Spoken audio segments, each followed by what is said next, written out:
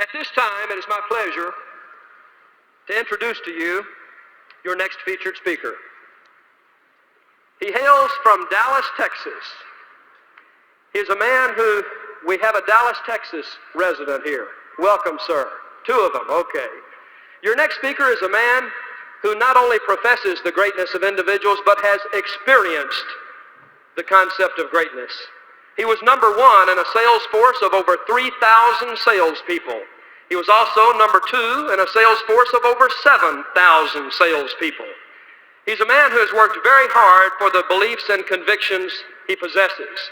I'm delighted to say that he is the author of the very successful and popular book, See You at the Top, which is now in its 9th printing and has sold over 143,000 copies in its brief existence. I'm also delighted to say that this book and the philosophy behind this book is now being taught to the young people in the schools throughout America in many communities. Zig Ziglar, ladies and gentlemen, is making an impact. A great man who believes that it's your aptitude, not just your attitude, that always determines your ultimate altitude. Ladies and gentlemen, would you please join me in welcoming my friend and yours, Mr. Zig Ziglar. Thank you. Thank you. Just for a moment, let's play a game.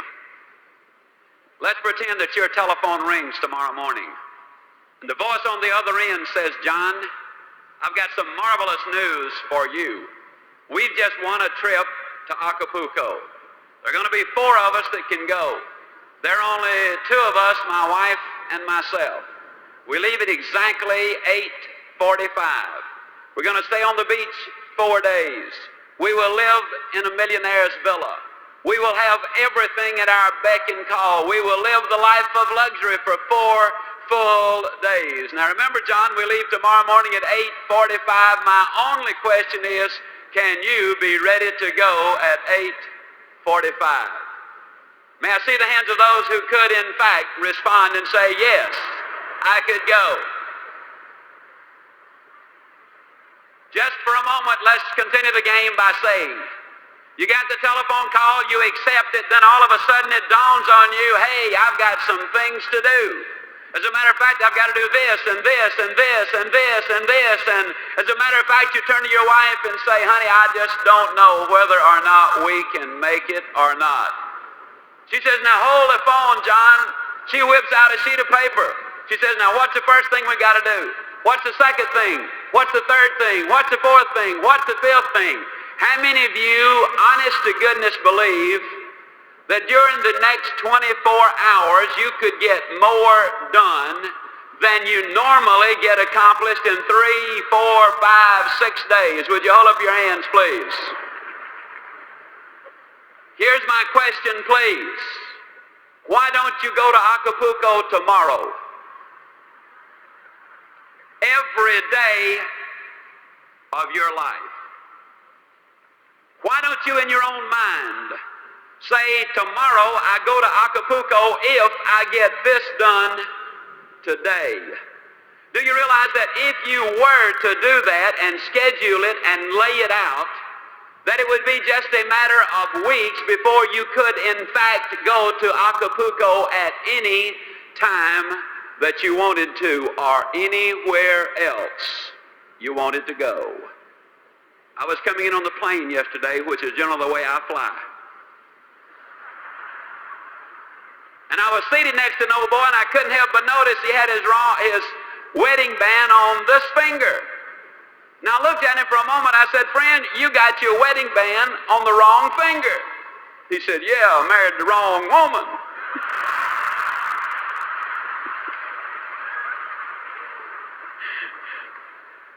I don't know whether he did or not, but I am completely persuaded that most people have the erroneous idea about what it takes to be successful, and then about what success is, and about what life is.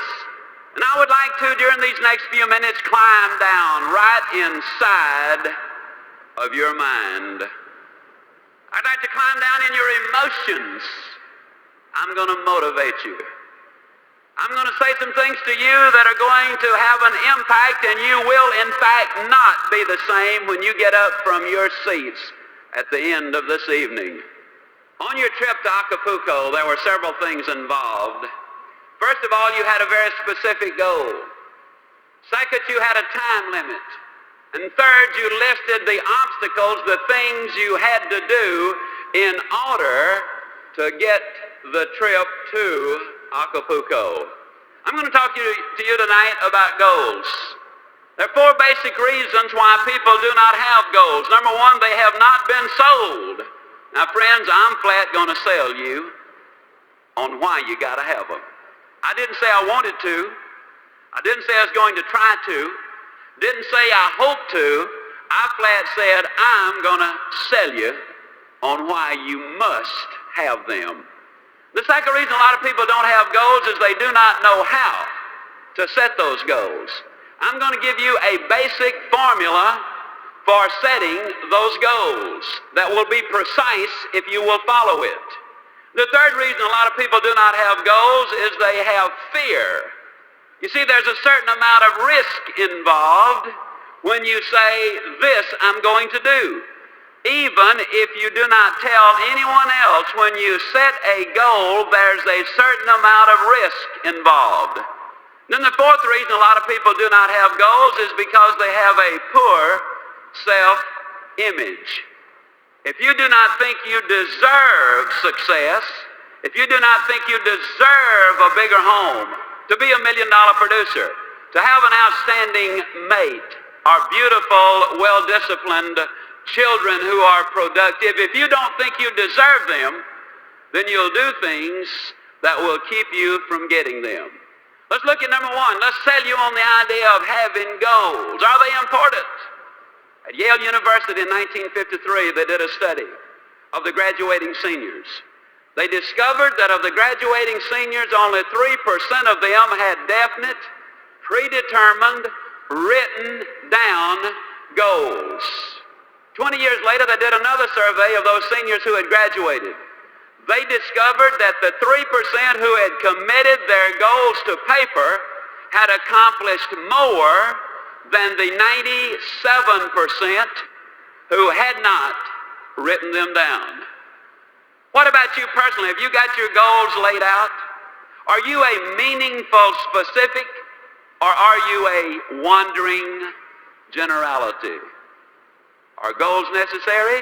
I'm going to say emphatically yes. Can you imagine the chairman of the board, General Motors, and somebody comes to him and says, how did you get to be chairman of the board, General Motors? Do you really believe he said, well, I just showed up for work and they started promoting me, and first thing, here you know, here I am, chairman of the board, General Motors. No, I think you know that is not the way that it happened.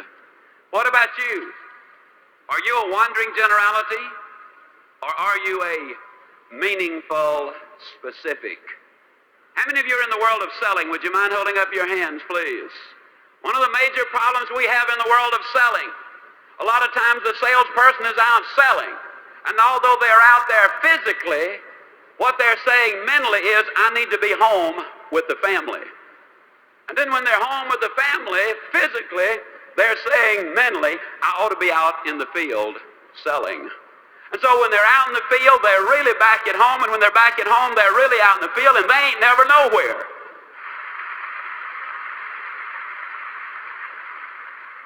People today complain of lack of time. It's not lack of time that's the problem, it's the lack of direction. Are you a wandering generality? Or are you a meaningful specific? Howard Hill was probably the greatest archer who ever lived. He killed a Cape buffalo with a bow and arrow. He killed a Bengal tiger with a bow and arrow. He won 281 consecutive tournaments. He was never beaten in competition. As a youngster, I have seen Howard Hill in newsreels from 50 feet draw dead aim and split the center of that bullseye perfectly in the center. And yet he could take the next arrow and literally split the first one. An amazing demonstration of skill. And yet I'm going to look at you dead center and say to you, I could spend 20 minutes with you And at the end of that 20 minutes, Dick, I could have any man in this audience or any woman in this audience hitting the bullseye more consistently than Howard Hill could have on the best day he ever had, provided we blindfolded Howard Hill and turned him around so he would not know which direction he was facing. And you rather obviously laugh and say, Ziglar, that's silly. Of course. How could a man hit a target he could not see? That's a pretty good question. Here's another one. How can you hit a target you do not have? Have you got one? Are you a wandering generality? Or are you a meaningful specific? Are you going to work tomorrow because that's what you did yesterday? If that's the reason you're going tomorrow, you won't be as good tomorrow as you were yesterday because you're 2 days older and no closer to the goal you do not have. You got to have those goals. A lot of people don't have goals because of fear. I want to skip one and talk about this one just for a moment. I'll be leaving on an airplane tomorrow for Toledo, Ohio. Now, I got sense enough to know that some of those airplanes are coming down faster than they're going up. It's dangerous for that plane to fly. You see in the newspapers where the ships leave the harbor and you see where some of them sink. It's dangerous for the ship to be on the ocean.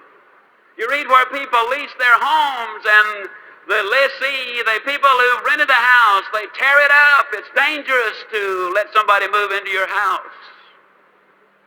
And yet the engineers tell me that it's more dangerous for that plane to stay on the ground. That it will rust out faster than it will wear out up into the heavens. They tell me that that ship will collect more barnacles in the harbor and become unseaworthy faster than it will sailing the high seas. And they tell me that if that house stays empty, that it will deteriorate faster than if you do not have someone living in that house. Besides, planes are built for flying. Ships are built for sailing. Houses are built for living. And man, too, was built for purpose. He was designed for accomplishment. He's engineered for success. He's endowed with the seeds of greatness. And the greatest danger we as human beings have is when we do not do anything at all. Stop 100 young men, age 25, on any street, USA. Follow them until they're 65 years old, and of those who are still living, you will discover that only 5 of them have succeeded financially.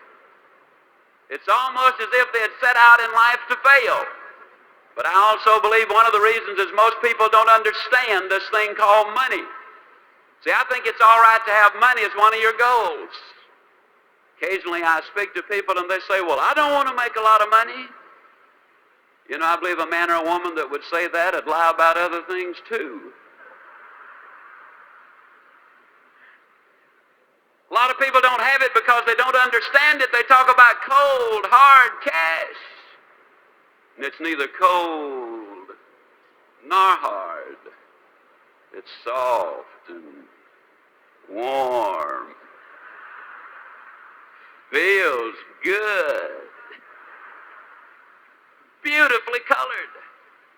Not once has that redhead of mine over here ever said to me, wait a minute, honey, I got to go change clothes because what I'm wearing won't go with what you're carrying. As a matter of fact, it goes beautifully with it. Every once in a while, I'll have some of my Christian friends. They'll adjust their halos and say, Zig, how do you reconcile all of that talk about money with Christianity? And I say, it's easy. I believe God made the diamonds for his crowd, not Satan's bunch.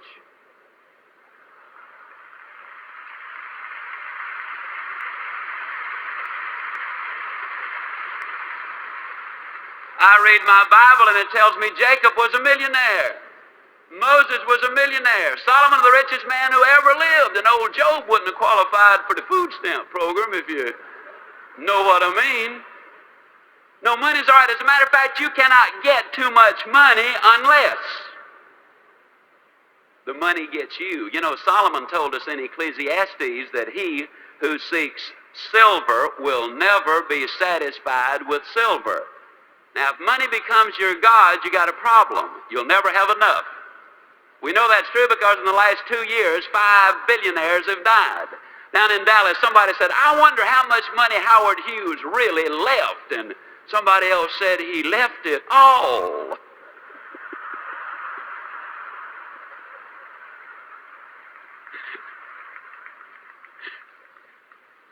So if anybody asks you how much you're going to leave, say, same as Howard Hughes.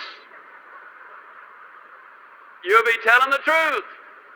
Now, having said all of that, let me see if I can tie it back together. I believe, and I'll make this statement 40 times in my book, that you can get everything in life you want if you'll just help enough other people get what they want. For example, if you're a salesman or sales lady,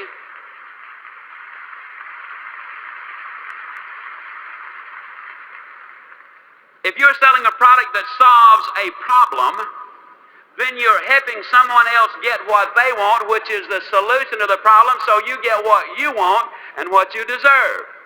If you're in management and your productivity and the productivity of your people is important to your income, if you can train, enthuse, inspire, motivate your people to be successful, then your rewards are going to be greater. You can get everything in life you want if you will just help enough other people get what they want.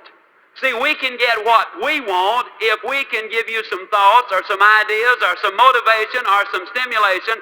If we can, in fact, leave you something so that when you go home tonight, you will be a better man or a better woman or a better boy or a better girl. Then you will be more successful tomorrow.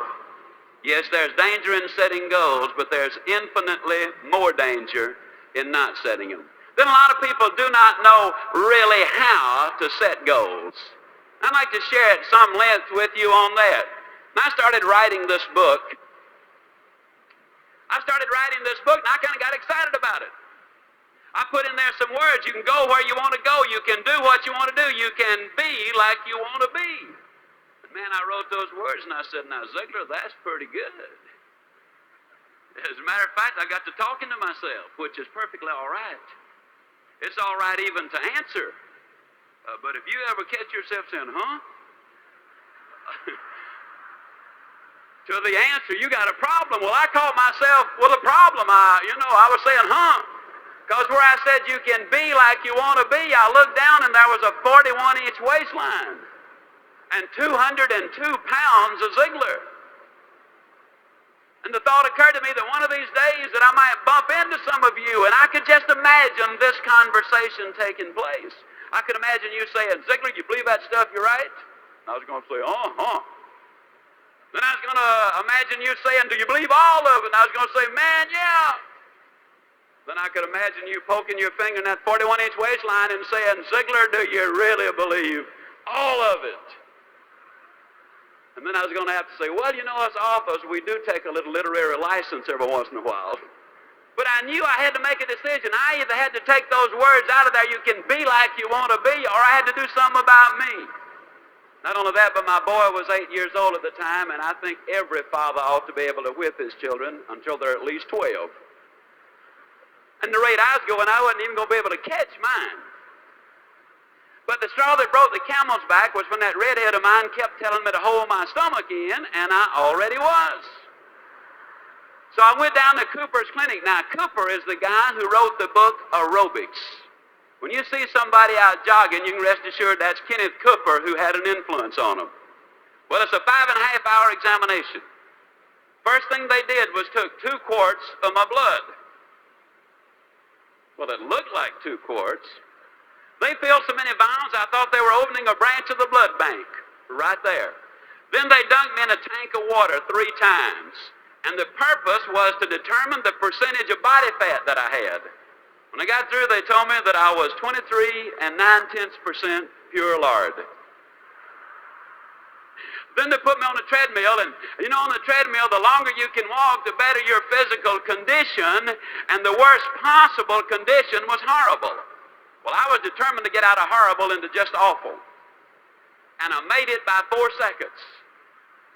When it was all over, the young doctor, Dr. Martin, skinny young doctor, runs in the Boston Marathon, does the good things, called me in, big smile on his face, optimistic, a real PMA advocate, probably reads Success Unlimited on top of it. Called me in and with a big old smile, he said, Mr. Ziglar, we've got marvelous news for you.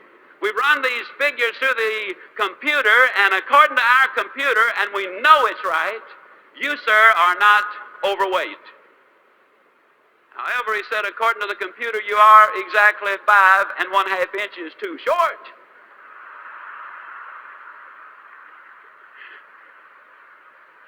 And I said, well, Doc, that's pretty bad, isn't it? He said, no, actually, you're in remarkably good physical condition for a 66-year-old. And I said, Doc, I'm 46. He said, you're in awful shape. I said, as a matter of fact, if you were a building, I'd condemn you. And I said, well, Doc, what can I do? And he whipped out a sheet of paper thicker than my book, and by the time he got through telling me what I could do, I was kind of like the little boy who asked his daddy a question. And his daddy said, well, son, why don't you just ask your mother? The little boy said, Dad, I just didn't want to know that much about it. I got home, and that redhead of mine said, honey, you're going to be out running all over the neighborhood, I suppose. And I said, yep.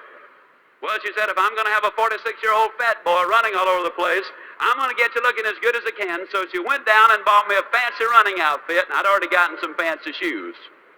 Oh, and I did something that was really ugly.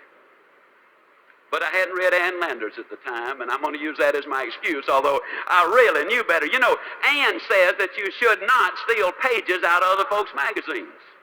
Well, there was a page in one of the doctor's magazines advertising jockey shorts. Now, I don't know if you folks in Minneapolis read the jockey short ads or not. But if you don't, the next time you see one, you should at least look at the picture.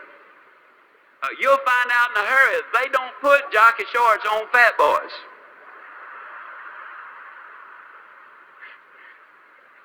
At least they don't have a good year. So I hung it up in my bathroom, and I said, now there's my hero. That's the way I'm going to look. Well, the next morning that alarm clock sounded off, and I hopped out of bed and put that fancy running outfit on and hit the front door and ran a block. Oh, but the next day I did lots better. I ran a block and a mailbox. Then the next day it was a block and 2 mailboxes, then a block and 3, and a block and 4, and a block and 5. One day I ran all the way around the block, came back in, woke the whole family up and said, guess what Dad has done? And one day then I ran a half a mile. Then one day I ran a mile. One day I ran a mile and a half. One day I ran 2 miles. Started doing the sit-ups, only 8 the first day, then 10, then 20, then 40, then 80, then 120, then 200. Started doing push-ups, only 6 the first day. Then 8, then 10, then 20, then 30, then 40. Today I do the GI push-up. That just means you push up in the air and slap your hands while you're in the air. I'll tell you, it's different from the others. And that weight started coming down from 202 to 165. The waistline dropped from 41 to 34. Oh, I know a lot of people have said to me, yeah, but I bet you were dieting religiously, which is partially true because I did quit eating in church.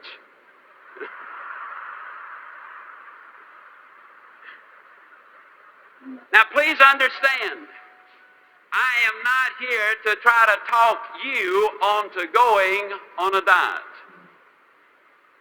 I'm here to talk to you about goals. As a matter of fact, I talk about it as much as I do because it involves every single principle of goal setting.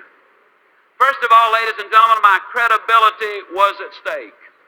You see, if I'm going to write in my book, you can be like you want to be. If I'm going to stand up in front of you and say, you can be like you want to be, and I come waddling out at 2:02, there goes credibility. If I get up here and acknowledge Jesus Christ one moment and tell you a dirty joke the next, there is no credibility. See, credibility is a tremendously important thing. That was first.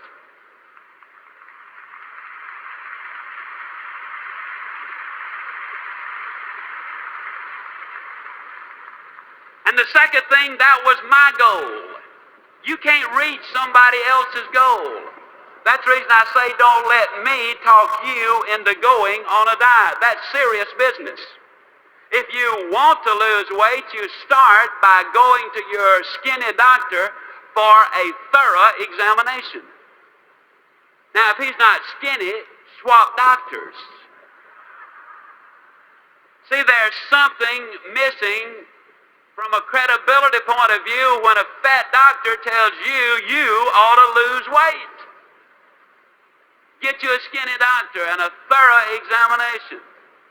That goal was mine. You cannot reach somebody else's goal. The third thing about that goal was the fact that it involved a big goal. If you're one for writing down phrases, please write this one down.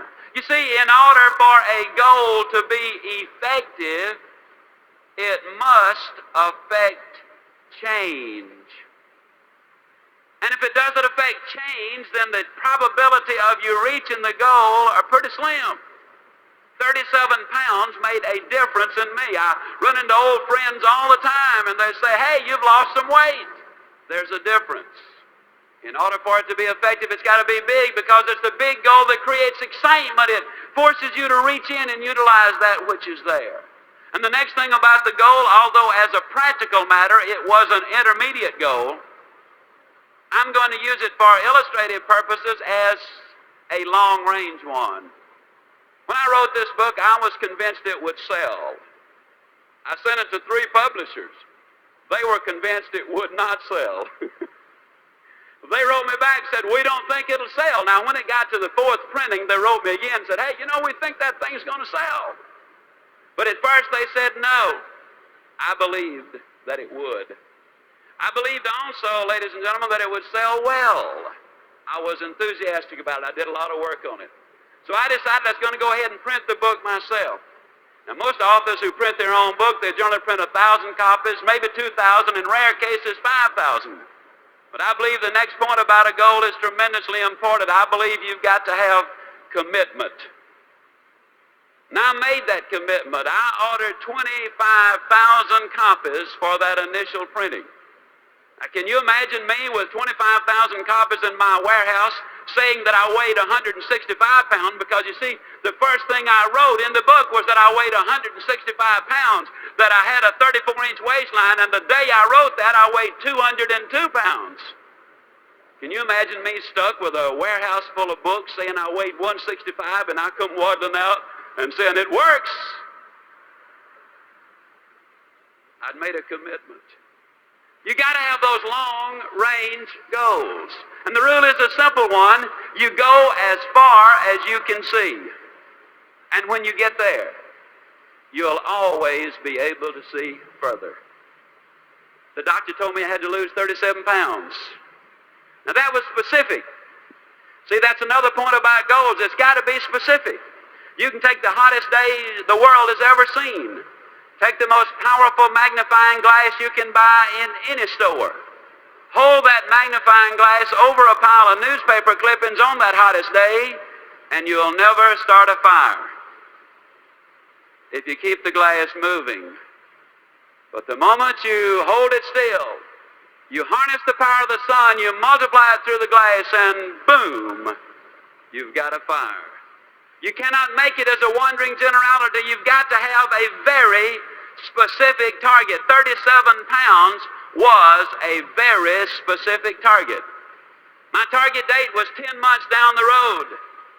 So I looked at the 37 pounds divided by 10. It came out 3 7/10 pounds. Boy, I got excited. 3 7/10 pounds a month, why, anybody can do that. It's easy. As a matter of fact, I was so convinced that I could lose 3 7/10 pounds in a month that I didn't even bother to get started the first 28 days.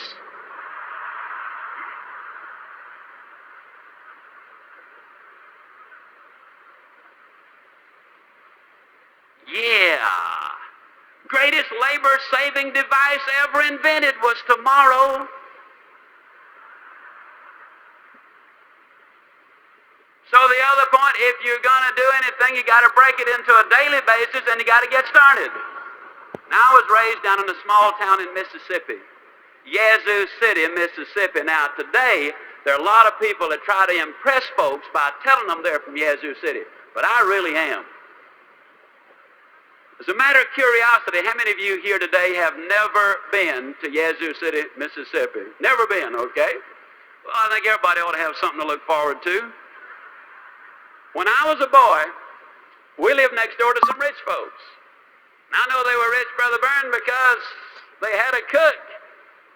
I know they were rich because the cook had something to cook. During the Depression, that was a sure sign of wealth, and I was over there for lunch one day, as I tried to be most every day. And Cook brought the biscuits out. No exaggeration, those biscuits were no thicker than this wristwatch. Now I looked at them for a moment. I said, Maud, what in the world happened to your biscuits? She reared back, gave that big old tummy laugh, and said, well, I'll tell you about those biscuits. She said, they squatted to rise. But she said they just got cooked in the squat. Hey, you know anybody that gets cooked in the squat? You know anybody that's really going to do something as soon as the kids get out of school, and then I'll have more time to do those things? Then the kids get out of school and they say, well, I didn't realize it, but I got to take them everywhere. Wait till the kids get back in school, then I'll really get busy.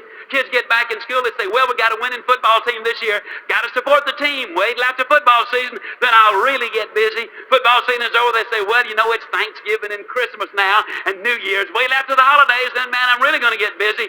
After the holidays, they say, well, you know, the weather is just so bad, and isn't this the worst winter we have ever had? Wait till the weather clears up a little bit, then I'll get busy. After the weather clears up, they say, well, you know, this is the first chance I've had to play a little golf or go fishing. Wait till I get that out of my system. Then they say, well, it's almost time for Easter. Wait till after Easter. After Easter, they say, well, you know, it's now almost time for the kids to get out of school, but that's where we came in, wasn't it? See, the people who wait for Aunt Matilda to move out, or John to get on the day shift, or for him to swap in the old clunker, or until we get a new governor or a new administration, the people who wait for external changes before they make an internal decision will get cooked in the squat every single time. I can guarantee it. If you're going to reach your goals, you got to make up your mind. You do something today. You can't do everything at once. And if I were relate back to weight, it's appalling to me to have somebody come up who's 150 pounds overweight and say they're going to lose it in 3 months' time. Friend, it took you 40 years to put it on. Don't take it off like that. I took mine off and kept it off because I changed the thing that put it on. A habit. I ate too much regularly. I didn't gain 37 pounds in one weekend. It is one more bite that done me in. It's the little things. I looked at that weight and I realized that all I had to do was lose 1 9/10 ounces a day. And if I lose 1 9/10 ounces a day, then yes, I'm going to lose that weight.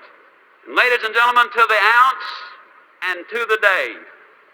10 months, I had lost exactly 37 pounds. I had set the goal and I'd reached it. Now, a lot of times people come to me and they say, Zig, tell me the truth.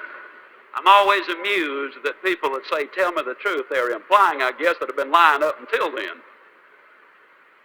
Tell me the truth now, Zig. How did you feel about getting up in the morning and going out there and doing that running? How'd you feel about it? I'm going to tell you the truth. I hated it. Man, that alarm clock would sound off, you know, and I'd lay there for a minute and I'd think to myself, Ziglar, what's a 46-year-old fat boy like you doing getting up running all over the neighborhood? Your buddies are sound asleep. What are you trying to prove? And then I'd look down at that 41-inch waistline and I would say, Ziglar, do you want to look like you or do you want to look like the guy in the jockey shorts? Well, I didn't want to look like me. No way. So I'd get out of bed. But just because I was running, that didn't mean I had to like it. Man, I'd get out there and run. I don't know what I'm trying to do. acting like a teenager and everybody else is sound asleep, and here I am doing a fool thing like this. That's crazy, you know, and off I'd go. And don't you think for 1 minute I didn't tell everybody about it either. Friends, relatives, strangers, everybody I came in contact with, I'd tell them about that enormous sacrifice I was making. Listen, at one time in my life, I could get up and make you a speech, and I could put a strain in my voice and a pained expression on my face, and I could say, friends, you got to pay the price. Oh, what a bunch of baloney that is. I ran in the snow of Winnipeg, Canada. I ran in the sands of Acapulco, literally. I ran into orange groves of Florida. I've run in the rain right here in Minneapolis. And then one day, ladies and gentlemen, I was running in Portland, Oregon. Beautiful day. Never forget it. About 78 degrees. I was on Portland State University campus. It was about 12:30 or 1 o'clock. I was scheduled to speak, I believe, at 4 o'clock. And I was out running, and as I was running on that campus, I looked around. Some of the kids were laying on blankets reading, some were studying, some were courting, some were just relaxing. And here comes old Ziglar running by them, you know. Sweat running down my back, sweat running down my legs, you know. And for the first time that day, it dawned on me that I was not paying a price. For the first time that day, ladies and gentlemen, it dawned on me that I was having the time of my life. It dawned on me that I was enjoying every single step that I was taking. Today at age 50, I can run 2 miles faster than 98% of the college kids of America. I'm stronger than I was a quarter of a century ago. I can do things that I could not have dreamed of doing just a few years ago. I contend that you do not pay the price for good health. You thoroughly enjoy the price. You pay the price.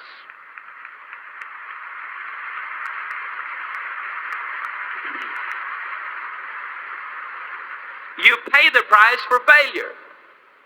You pay the price for a poor marriage. You enjoy the price of a good one. You enjoy the price of success. You just look at the people who've made it and the people who have not made it. I believe we've got to change our vocabulary. See, ladies and gentlemen, I don't believe you pay the price. I know that you enjoy the price. And I believe we need to change our vocabulary. I'm really talking about changing an attitude, am I not? See, that's what we're talking about here at these PMA rallies, changing attitude. We live basically in a negative world. An overweight person sits down at the table and says, everything I eat turns to fat. Well, that's negative. Mother sends her child off school and says, now don't you get run over. That's negative. We live in a negative world and we become part of what we are around. Did you know that 2/3 of the medical students acquire the symptoms of the disease they study? Common cold. We know that if we get medical treatment that the average life of a cold is a week. If we don't get the medical treatment, the average life of a cold is 7 days. They don't know what causes the cold, they don't know what cures it, but they do know who gets it. The odds are over 10 to 1 that when you get the cold, it's because you're emotionally depressed. You've got stinking thinking, which if it continues long enough will lead to hardening of the attitudes. You become part of what you're around. Classic case. You take a southern boy or girl and send them up north, and in a matter of months they'll pick up an accent. You've noticed it. Or you can take a northern boy or girl and send them down south, and in a matter of months we'll have them talking normally. You become part of what you're around. What can we do? Well, let me give you another classic case. Reported in the July 1976 issue of Success Unlimited magazine, in Israel, there were a large number of immigrants from the Orient and a large number of immigrants from Europe arrived at about the same time. They did an IQ evaluation on both groups. The average IQ of the children from the Orient was 85. The average IQ of the children from Europe was 105. On the surface, it appears that the European Jewish children were a little smarter. But they put all of these kids together in the kibbutz, where the direction is positive, where the input is you can do it, where the dedication is complete, where the build-up, the motivation, the drive, the direction is fantastic, and 4 years later the average IQ was exactly the same thing, 115. You can change. You can grow. The greatest message I could ever give to you is that one simple thing. Yes, you can grow. I say it with all of my heart. I know in my mind that man was designed for accomplishment, that he's engineered for success, that he is endowed with the seeds of greatness. You can start from where you are with what you've got. And so long as you build on a moral foundation, I believe you can get anything you really want if you'll just help enough other people get what they want. I'm going to share a story with you. I think it's the greatest story that I've heard in my lifetime. The story goes back nearly 13 years. I was speaking in Kansas City. And there I met a man. His name is David Lchic.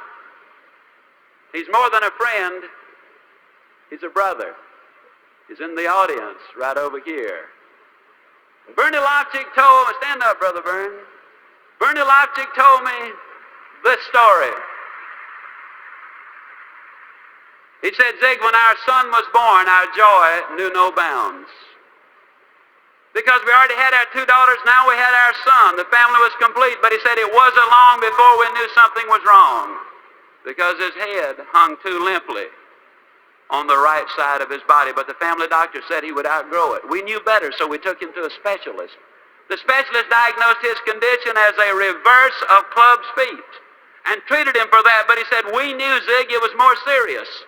We took him to one of Canada's top specialists, and after an exhaustive examination, this specialist said, this little boy is a spastic. He has cerebral palsy.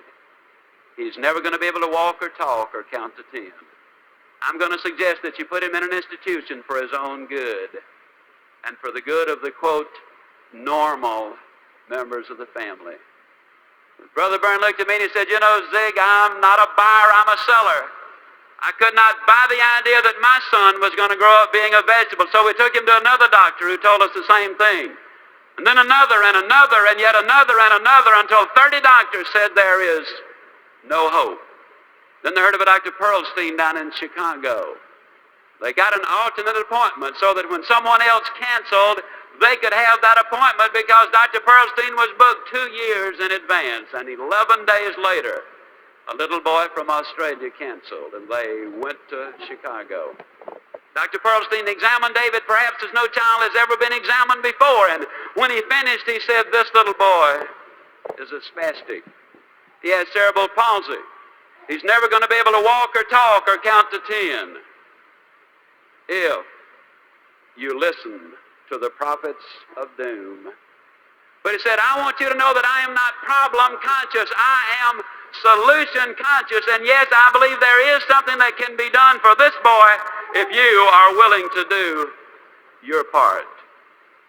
Well, obviously, Byrne and Elaine Lchic said, Doctor, tell us what to do. We will do anything. The doctor and the therapist and the nurses spelled it out in minute detail. They said, you're going to have to push this little boy beyond all human endurance. Then you're going to have to push him some more. You're going to have to work him until he falls. Then you're going to have to pick him up and work him some more. You got to understand that there is no stopping point. That if you ever stop, he goes back. You got to understand that there might be months and even years when you will be unable to detect any change, but you gotta stay with it. And one last thing, don't ever give him therapy in the presence of another victim of cerebral palsy. Because if he sees them taking therapy, he will inadvertently pick up those awkward movements. You see, we become part of what we are around. Whether it's moral or immoral, whether it's good or bad, stay with it long enough and it's going to rub off on you. The Lchics went home. They built a little gymnasium in the basement of their home. They hired a physical therapist and a bodybuilder. It took him a lot of months, but one day David Lchic could move the length of his own body. It took him several years, but one day the therapist called Bernie home and said, "I believe David is ready," and Bernie rushed home. And David Lchic was down in the basement and on a little mat getting ready to do a push-up. As that little body started to rise into the air, the emotional and physical exertion was so great there wasn't a dry inch of skin on that little body. When he finished that one push-up, Mother and Dad, and little David, and the sisters, and the therapist, and everybody broke down and shed those tears, which so eloquently say that happiness is not pleasure. Happiness is victory.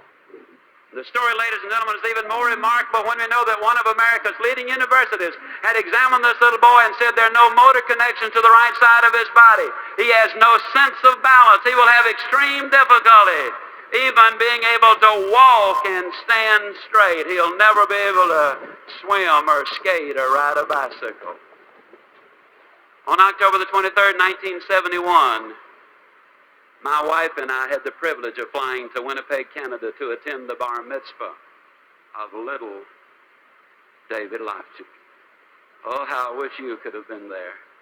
How I wish the television cameras of the world had been clearly focused on what we saw as this little boy walked to the front of the synagogue, tall and straight and strong. I wish you could have heard him as he uttered those words that moved him into the manhood of the faith of his forefathers. I wish you could have seen what we saw, knowing what we knew, because you see, at that time he had done as many as 1,100 push-ups in a single day. He had run as much as 6 miles non-stop. He was shooting golf in the high 80s, one of the best table tennis players in Winnipeg, Canada. He had entered as a 7th grader St. John's Ravens Court School for Boys, where this little boy who was never going to be able to count to 10 did quite well in 9th grade mathematics. February 1974, he qualified for an unrated $100,000 ordinary life insurance policy. So far as we know, the first and only time this has ever happened. And I'll tell you the story of David Lchic because it involves so many of the principles in which I believe. It begins with the right foundation of honesty and character and faith and loyalty and, yes, love. Oh, what a love story this one is. You see, every night this little boy used to have to put his braces on, and every night he would say, "Dad, do we have to put them on tonight?" Or, "Mom, can't we just leave them off tonight?" Or, "Do we have to put them so tight?" And you mothers and fathers know what I speak of when you have a little boy with tears running down his cheeks, pleading, "Don't put them on tonight." But because they did love him so much, they did not listen to the tears of the moment because they wanted to see the laughter of a lifetime. And that, ladies and gentlemen, really what love is all about, because you see, so many of us as parents are reluctant to do for the child what is best for the child because we fear that child then might withhold his love from us, not knowing that over the long haul, the best way to guarantee his love is to demonstrate ours by acting in his best interest. I tell the story of David Lchic because it involves so many of the principles in which I believe. They had a beautiful relationship with others. The doctors and the nurses, you see, they all had a part. The therapists all had a part. You don't climb the high mountain by yourself. It is in conjunction with others that we really accomplish the major things in life.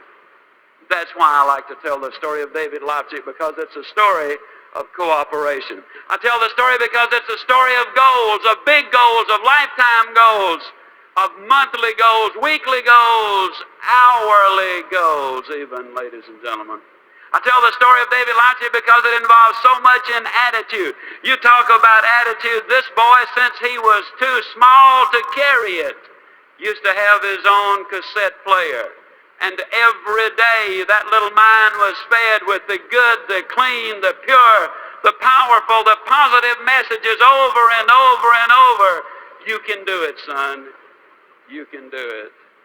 See, we live in such a negative world that unless we deliberately read the good books daily, unless we deliberately, regularly feed our minds with those motivational recordings that in essence remind us over and over in a negative world that we ourselves can be positive if we have the positive input.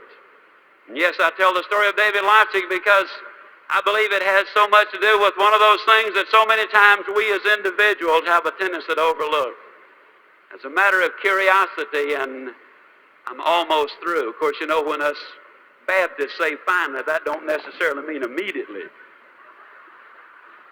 That just means we're getting close. But I tell the story of David because it emphasizes so many of the things in which I believe. I'm just curious. How many of you had already noticed this chrome-plated pump sitting here on the... That's amazing. You know, I've noticed something. When I get aboard an aircraft with this pump, almost without exception, I'm the only passenger that's got one. And so I've got to assume by that they must be getting scarce. I believe this. I believe that this pump is going to sum up what I want to say about life and what I want to say about David Lchic. Got a couple of good friends down in South Alabama. Their names are Bernard Haygood and Jimmy Glenn. They were out riding through the South Alabama foothills one day and they got a little bit thirsty. They pulled behind this old abandoned farmhouse. Bernard was driving, he hopped out, he ran over to this old pump and he grabbed the handle and he started the pump. Now, just as a matter of curiosity, how many of you good folks up here in the big city have ever used one of these old water pumps? Hey, that's fantastic. Okay. Well, it was hot. It was August. And old Bernard wanted a drink of water. And after he'd been pumping a couple of minutes, he said, Jimmy, better get that old bucket over there and dip some water out of that creek. We're going to have to prime the pump. How many of you know what I'm talking about when I say you got to prime the pump? Well, for you non-pumpers, that just means that you got to put something in here before you can get something out here. See, a lot of people stand in front of the stove of life and say, stove, now give me some heat, then I'll put some wood in you. A lot of times the secretary says, boss, give me a raise, then I'll start coming to work on time. So many times the student will say, teacher, just give me a passing grade this semester. Oh, my folks going to tear me up if I don't have a passing grade. Then next semester I'll guarantee you I'll study. Can you imagine the farmer saying, Lord, give me a crop this year and I promise I'll plant next year? No, it doesn't work that way. First of all, you got to put something in before you can get something out. Well, old Bernard wanted that drink of water. I mean, it gets hot in South Alabama, and he was just pumping away, you know. And I'll tell you, that sweat was beginning to come off of him. And he said, you know, Jimmy, I just don't believe it's in the water down there. No, Jimmy said, yeah, it is, Bernard. You know, in South Alabama, the wells are deep. And we're glad they are because, you see, the deeper the well, the cooler, the cleaner, the sweeter, the purer, the better tasting that water is. And isn't that the story of life?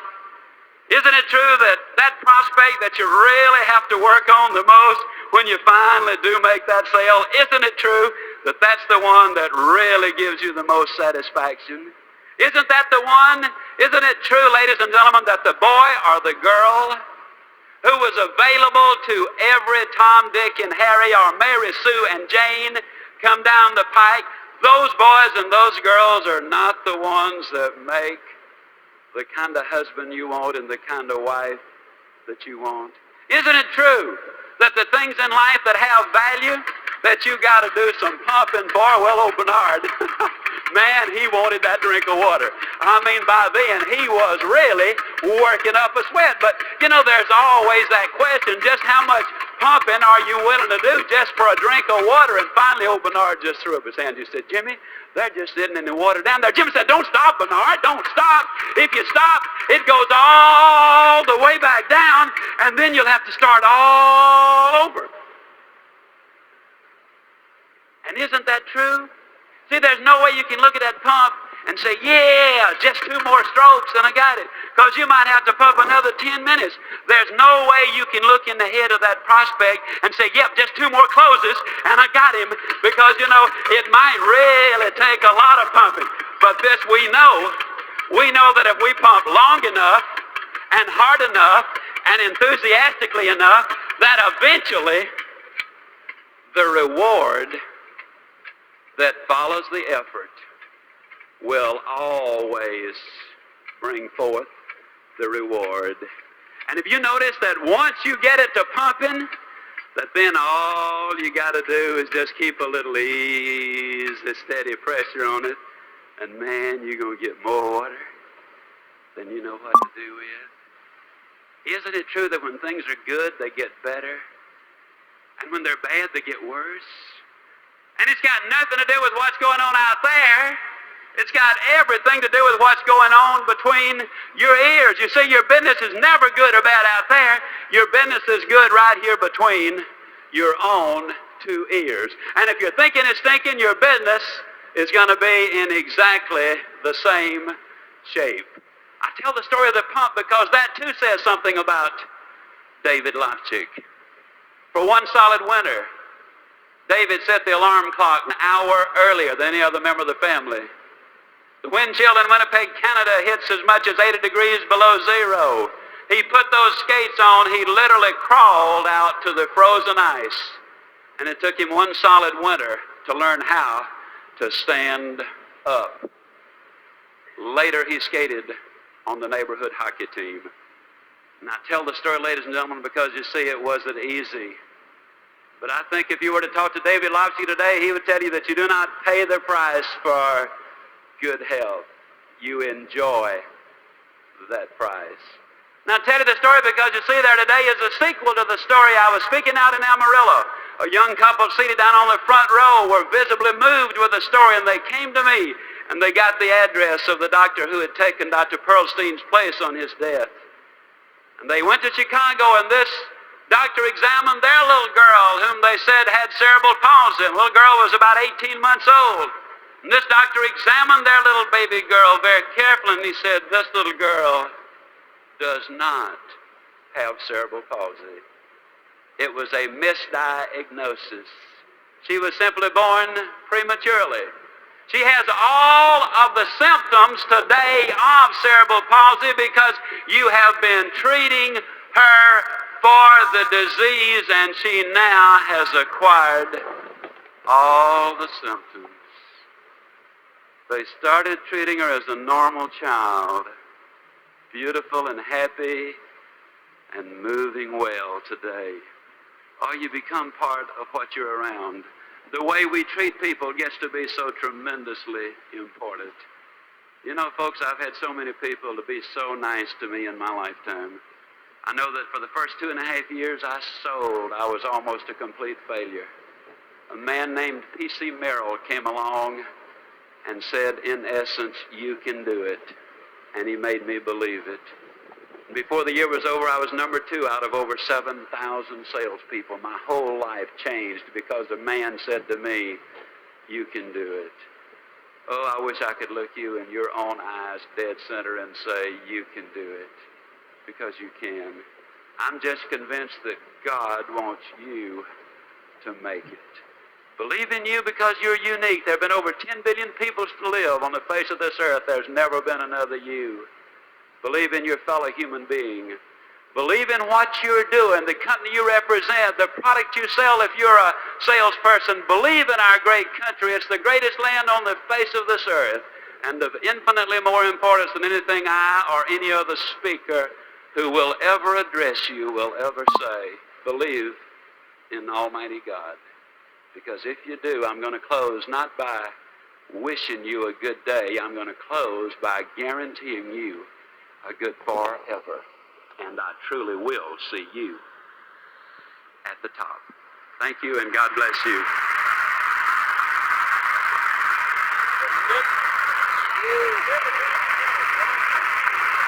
Zig Ziglar, ladies and gentlemen.